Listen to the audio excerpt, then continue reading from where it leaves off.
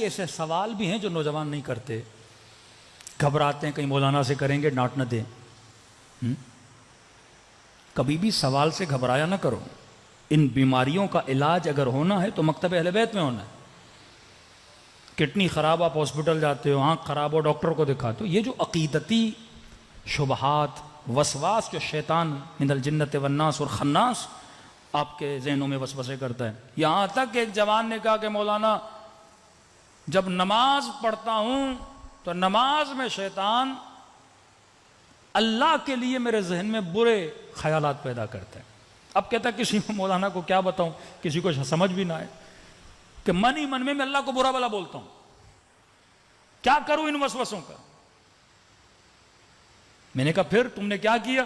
کہ بس یہ کہ میں نماز چھوڑ دی ہے میں نے کہا شیطان تو کامیاب ہو گیا، وہ چاہتا یہی تھا تجھے وسوسہ دے اور تاکہ تم مصلی عبادت سے کیا ہو جائے، دور ہو جائے۔ شیطان 7000 سال عبادت کرنے والا ہے، وہ آپ کے لیے جو جال بچھاتا ہے نا وہ آپ کی سوچ سے بڑا ہے۔ جب کوئی پلاننگ کرتے ہیں نا، کہتے ہیں ہم دشمن کو یہ کریں گے، پھر اس نے یہ کیا تو یہ کریں گے، پھر یہ کیا تو یہ کریں گے، وہ 10-20 اسٹیپس کی پلاننگ کرتے ہیں، سنگل اسٹیپ کی کوئی پلاننگ نہیں کرتا کہ اگر ہم نے یہاں سے راستہ روکا شاید وہاں سے آ جائیں۔ شیطان کی پلاننگ ایسے ہوتی ہے، اگر میں نے ایسے یہ بولا اس نے یہ نہیں کیا تو اس دروازے سے داخل ہو جاؤں گا، وہ دروازہ اس نے بند کیا فلاں دروازے سے داخل ہو جاؤں گا۔ شیطان آپ کو جو گیم کھیلتا ہے آپ کے ساتھ، وہ آپ کی زمین میں نہیں کھیلتا، پہلے آپ کو اپنی زمین میں لے آتا ہے، اور جب آپ شیطان کی زمین میں شیطان کے ساتھ کھیلو گے تو ان دی اینڈ جیت کس کی ہوگی؟ شیطان کی ہوگی۔ اور وسوسے کی مثال اس تسبیح کی طرح ہے، اسے بولتے ہیں حلقہ جو گول ہے۔ وہ کیا کرتے ہیں؟ آپ کے ذہن میں وسوسہ لاتا ہے، ایک وسوسہ دور کیا، دوسرا دور کیا، تیسرا دور کیا، چوتھا، اور اس رسی کو نیچے سے باندھ دیتے ہیں۔ آپ گھومتے رہو گے، وسوسہ کبھی ختم ہوگا ہی نہیں، حلقہ بنا دیتا ہے۔ اب اس حلقہ شیطان سے انسان کو وہ کیسے نکلے گا؟ ایک بچہ تھا کہنے لگا مولانا میری ماں نے ہمارا جینا حرام کر دیا۔ بھائی کیا کیا آپ کی امی نے؟ کہا اسکول سے آتے ہیں، کالج سے آتے ہیں، فوراً دروازے پہ کھڑا کر دیتی ہے، تیرا پاؤں نجس ہے، پتہ نہیں تیرا کیا نجس ہے، جلدی جاؤ۔ یہ نہیں کہ پاؤں دھو کے آؤ، نہا کر آؤ۔ کہ دن میں 4-5 مرتبہ نہانے کے لیے بھیجتی ہمیں، کیونکہ وسوسہ ہے۔ وضو کرتی ہے تو 10 مرتبہ ہاتھ کو دھوتی رہتی ہے۔ دین نے کہا 2 مرتبہ تو 2 مرتبہ، اب جتنے وسوسے آتے ہیں پھینک دو ان کو۔ 3 مرتبہ کپڑا دھونے سے پاک ہو جاتا ہے، اب چھوڑ دو، وسوسوں کو چھوڑ دو۔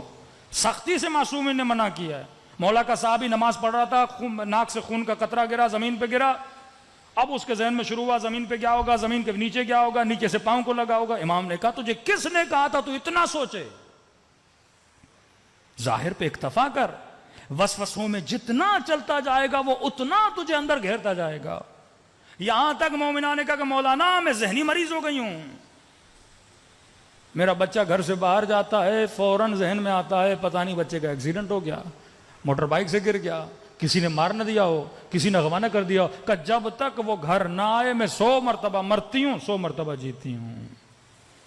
سکون انسان کو تباہ کر دیتا ہے اگر عقل انسان پہ حاکم نہ ہو۔ ایک تو وہ مریض ملا کے لگا مولانا دروازہ کھولتا ہوں تو میرے ذہن میں آتا ہے میرا ہاتھ دروازے کے ساتھ چپک جائے گا، اور پھر سوچتا ہوں ہاتھ نہ لگاؤں، کیا کروں۔ اب ذہن کا کمال کیا ہے؟ ذہن جب کوئی چیز سوچتا ہے تو اس کے اینڈ تک جاتا ہے۔ مثلا آپ یہ سوچو گے میں اگر ایئرپورٹ پہ جا رہا ہوں اور جہاز پہ نہ پہنچ پاؤں تو ذہن نتیجہ بتاتا ہے، نہیں پہنچو گے جہاز اڑ جائے گا، جب اڑ جائے گا ٹکٹ کے پیسے ضائع ہو جائیں گے، یہ ہوگا وہ ہوگا، اتنی زحمتیں۔ اب یہ سارا اسٹریس آتا ہے، آپ پہنچ بھی جاتے ہو لیکن وہ آپ کو ایسا دکھاتا ہے آپ پہنچے بھی نہیں ہو، جہاز نکل گیا ہے۔ اچانک آپ کے دل میں درد ہوا، ذہن ایکٹیو ہو جائے گا، اچھا یہ درد ہوا ہے، ہو سکتا ہے اٹیک آنے والا ہو، اٹیک آئے گا تو مر جائے گا، بیوی کا کیا ہوگا، بچوں کا کیا ہوگا، وہ ساری پلاننگ قبر تک بھی پہنچا دیتا ہے آپ کو۔ اتنے وسوسے آپ کے ذہن میں لاتا ہے۔ توکل کا مطلب ہے خود کو رہا کرو، کس کی طرف؟ اللہ کی طرف۔ خود کو آزاد کرو، کس کی طرف؟ اللہ کی طرف۔ اب ہمارے استاد اخلاق تھے، یہی مسائل تھے انہوں نے کہا بھائی اس کا ایک ہی حل ہے کہ جس چیز سے، امیر المومنین کا ایک جملہ ہے، فرمایا جس چیز سے ڈرو اس کے اندر خود کو پھینک دو، ڈر ہی ختم ہو جائے گا۔ سوئمنگ پول میں مثلا بندہ جانے سے ڈر رہا ہے، ہاں پتہ بھی ہے پانی کمر تک ہے، کودوں گا مروں گا نہیں، لیکن وسوسہ وہم کہتا نہیں جاؤ گے تو مر جاؤ گے، مر جاؤ گے۔ اب مولا فرماتے کہتا ہے نا مر جاؤ گے تو جا کے دیکھو واقعا مرتے ہو کہ نہیں۔ کیلکولیشن تو تم نے عقل سے کر لی نا کہ پانی چھوٹا ہے جاؤں گا نہیں مروں گا، جب کیلکولیشن کر لیے تو ڈر کیسا، اس کے اندر کود جاؤ۔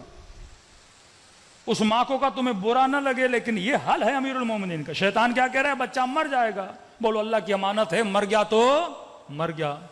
جب تم ڈر ختم کرو گی اس دن کے بعد کبھی وہم اور وسوسہ نہیں آئے گا۔ ایک بار بآواز بلند صلوات پڑھے محمد وعلی محمد۔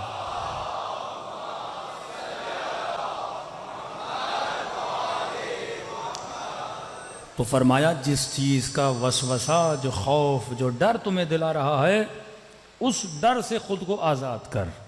جب تک آزاد نہیں کرے گا، دیکھیے دشمن کس چیز سے ڈراتا ہے؟ ڈراؤ، جھکاؤ، مارو۔ بولے گا میرا کام نہیں کرو گے اولاد کو ماروں گا، تجھے ماروں گا۔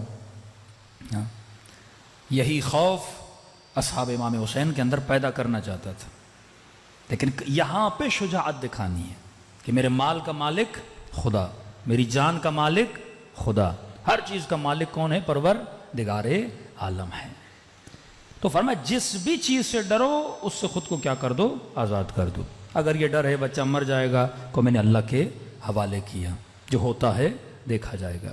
اگر یہ ڈر ہے مثلا یہ کام کروں کہیں اٹیک نہ آ جائے، ہاں وسوسہ ہوتا ہے، اب آنا نہیں بھی ہوگا، اسٹریس اتنا آئے گا وہ بالآخر تجھے کیا کر دے گا؟ موت کے قریب لے کر آئے گا۔ آج اکثر معاشرے میں وہم کی حکومت غالب ہے